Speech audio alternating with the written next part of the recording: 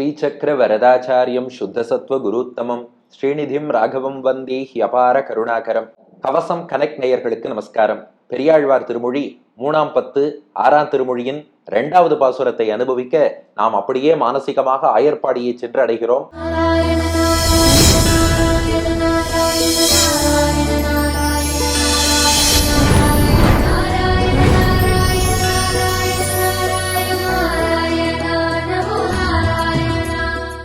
கண்ணபிரான் குழல் ஊதினதன் சிறப்பை பெரியாழ்வார் 10 பாசுரங்களிலே வர்ணிக்கிறார். அதிலே 2வது பாசுரம் வாருங்கள் அனுபவிப்போம்.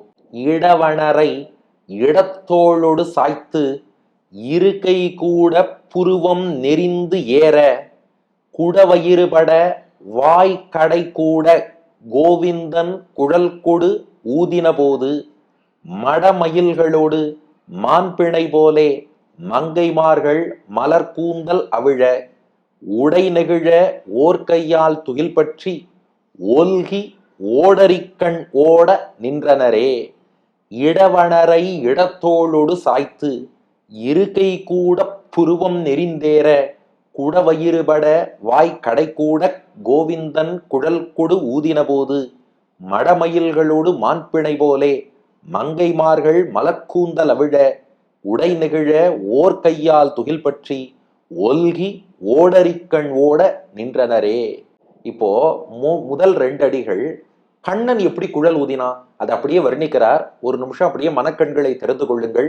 வேணுகோபாலனாக கண்ணன் குழல் ஊதும் காட்சியை நன்றாக மனதில் கொள்ளுங்கள். அப்படியே பாருங்க பெரியாழ்வாருடைய வர்ணனை. இட அணரை, அணர் அப்படின்னா தாவாங்கட்டன்னு அர்த்தம். பொதுவாக தமிழ்ல அணர்னா தாடின்னு அர்த்தம். இந்த இடத்துல ஆகு பெயர் தாடி இருக்கும் இடமான தாவாங்கட்டையை அணர் என்ற சொல் குறிக்கிறது. பாருங்க, மீண்டும் யாரை நினைச்சுக்கணும்? நம்ம திருக்குடந்தை மோகன் சுவாமியை நினைச்சுக்கணும். ஏன்னா பல விஷயங்களுக்கு நல்ல தமிழ் பெயர் கொடுத்தவர் பெரியாழ்வார். தாடி தாடின்னு பொதுவா சொல்றோம், அதுக்கு நல்ல தமிழ் பெயர் அணர். 3 சுழி நா போட்டு அணர்னா தாடின்னு அர்த்தம். இந்த இடத்துல தாடியின் ஸ்தானமான தாடை மோவாக்கட்டைன்னு சொல்லுவோம் இல்லையா, அதை குறிக்கிறது. இட அணர்னா இடப்புறத்தில் உள்ள மோவாக்கட்டை தாவாங்கட்டைன்னு அர்த்தம். இட அணரை, அந்த இடது தாவாங்கட்டைய கண்ணன் எப்படி வச்சுருக்கானா இடத்தோளோடு சாய்த்து, இடது தோளோட சாய்த்து. இதை நல்லா கவனிக்கலாம். கிருஷ்ணன் குழல் ஊதும் போது பார்த்தேன்னா இந்த தாவாங்கட்டை இந்த தோள் பக்கம் வந்துடும். இப்படி வச்சுட்டு தான் கண்ணன் புல்லாங்குழல் ஊதுவது வழக்கம். அதனால இட அணரை இடத்தோளோடு சாய்த்து, லெஃப்ட் ஜா லெஃப்ட் ஷோல்டர் மேல அப்படி சாய்ச்சு வச்சுருக்கான். 2 இருக்கை கூட, கண்ணனுடைய 2 கைகளும் ஒண்ணு சேர்றதான். அப்படியே நினைச்சுக்கோங்க. புல்லாங்குழல் எடுத்து ஊதும் போது பார்த்தா கண்ணனுடைய 2 திருக்கரங்கள் பக்கத்துல வந்துடும். அதனால இருக்கை கூட 2 கைகளும் ஒன்று சேர்ந்து விட்டன. அப்புறம் புருவம் நெறிந்து ஏற, புருவம் 2 புருவம் இருக்கே, நெறிந்துனா நெளிந்து வளைந்துன்னு அர்த்தம். கண்ணன் குழல் ஊதும் போது இந்த புருவங்கள் வளையுமா? எப்படி வளையும்? ஏற, மேல் நோக்கி ஏறி வளையுமா. புருவம் நெறிந்து ஏற, அப்படி நெளிந்து மேல் நோக்கி வளைகிறது. இது 3வது மாறுதல்.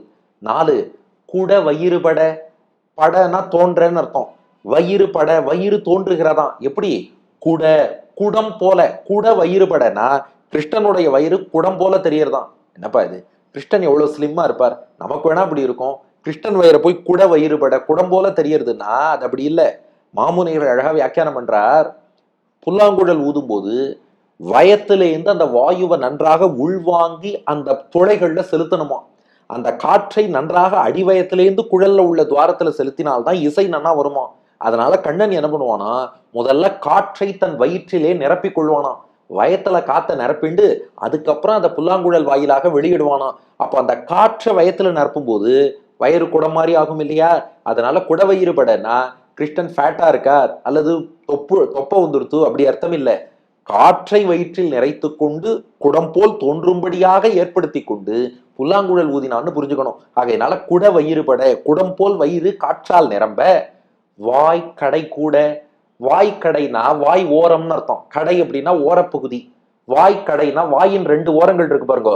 கூடனா ஒன்று சேரன்னு அர்த்தம். அதாவது கிருஷ்ணன் திருவாயை குமிச்சு புல்லாங்குழல் ஊதுவான் இல்லையா, அப்படி குவித்து ஊதும் போது என்ன ஆகும்னா, பொதுவாக நாம வாய் இப்படி இருக்கும்போது வாயோட ரைட் ஆங்கிள், வலது ஓரம் இடது ஓரம் நன்னா விலகி இருக்கும்.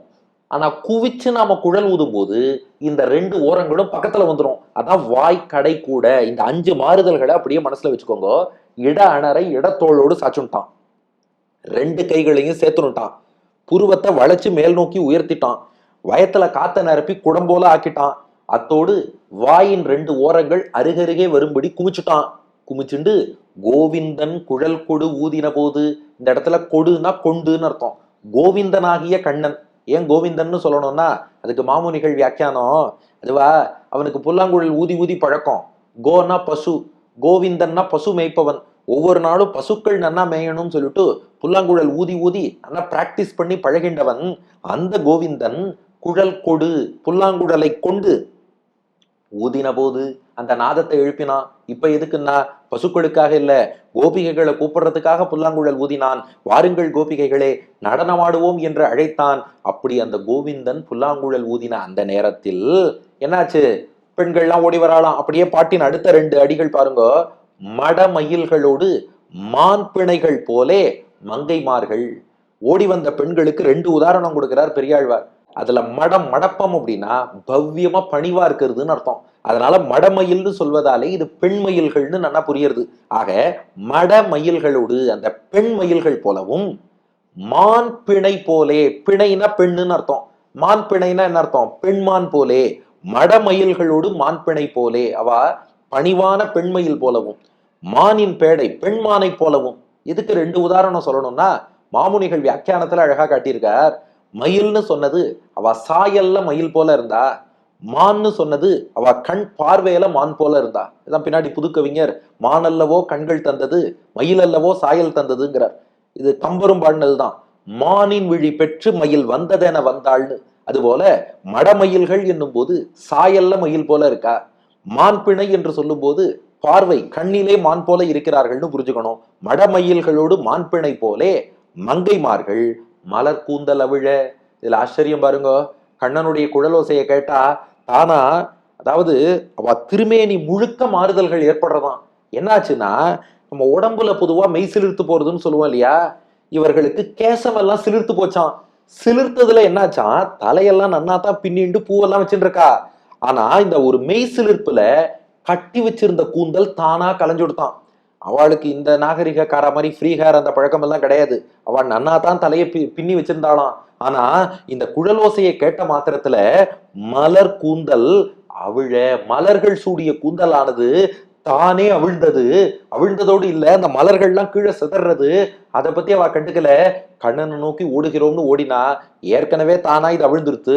இன்னும் அதோட கண்ணனை நோக்கி ஓடினா மொத்தமாக கூந்தல் கலைஞ்சிடும் இல்லையா. அப்படி தங்கள் கூந்தல் கலைய கலைய அவர்கள் கண்ணனை நோக்கி ஓடினார்கள். கூந்தல் கலைந்தது கூட ஆச்சரியம் இல்லையா. உடை நெகிழ ஓர்கையால் துகில் பற்றி. உடை மேல அணிஞ்சிட்டு இருக்க ஆடை இருக்கே, புடவை கட்டின்னு இருக்காளே, அது என்னாச்சான், நெகிழ. நெகிழன்னா அவிழ்ந்து விழன்னு அர்த்தம். உடை நெகிழ, கண்ணனை நோக்கி வேகமா ஓடுறா இல்லையா, அதுல ஓட விழுந்துருத்தா. அது மட்டும் இல்லையா, குழலோசை கேட்டாலும் இல்லையோ மெய் சிலிர்த்தது இல்லையா, மெய் சிலிர்க்க அவ உடம்பே ஒரு சுத்து பெருத்துருத்தான்.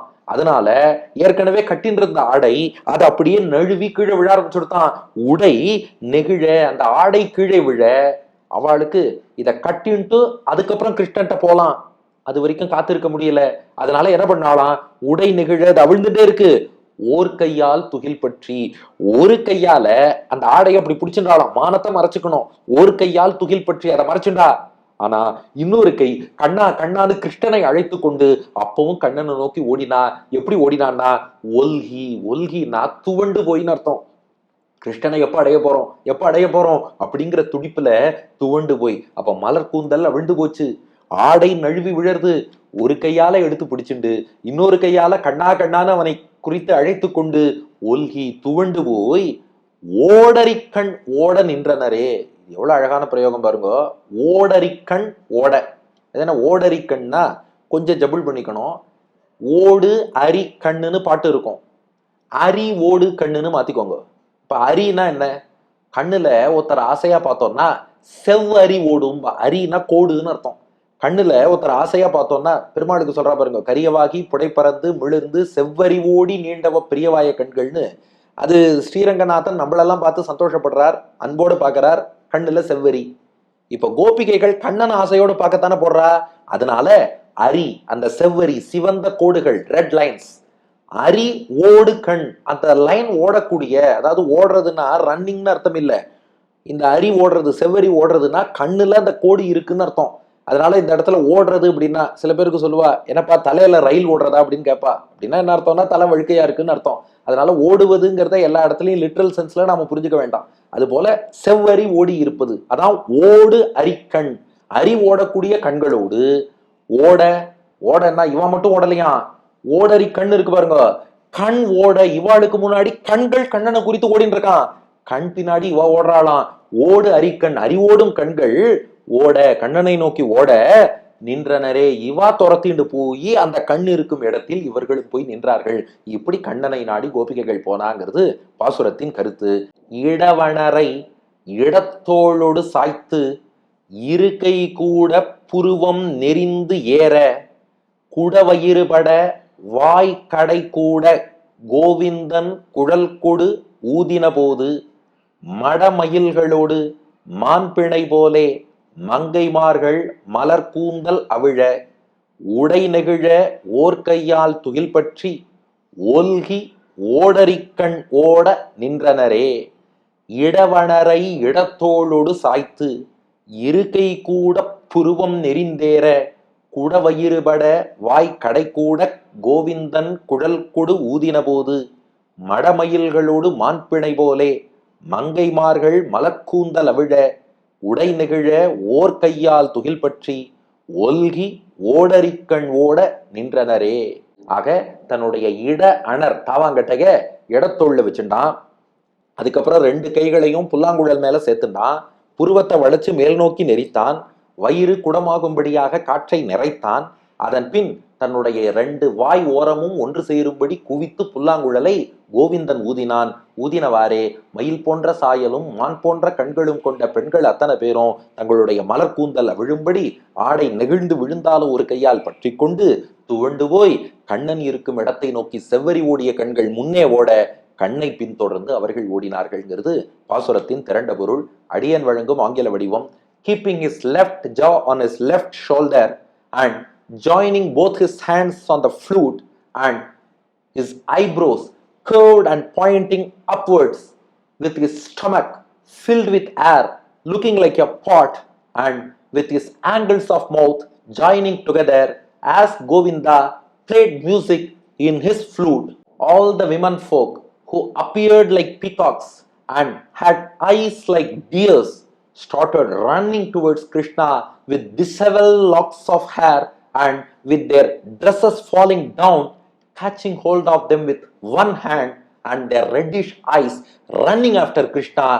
They ran after their eyes என்பது இதற்கான ஆங்கில வடிவம். இனி இதற்கு அடுத்த பாசுரம் இன்னும் சுவாரஸ்யமா இதே கண்ணனின் குழலோசையை பெரியாழ்வார் காட்ட போறார். எப்படின்னு அடுத்த பகுதியில் காண்போமா? பெரியாழ்வார் திருவடிகளே சரணம்.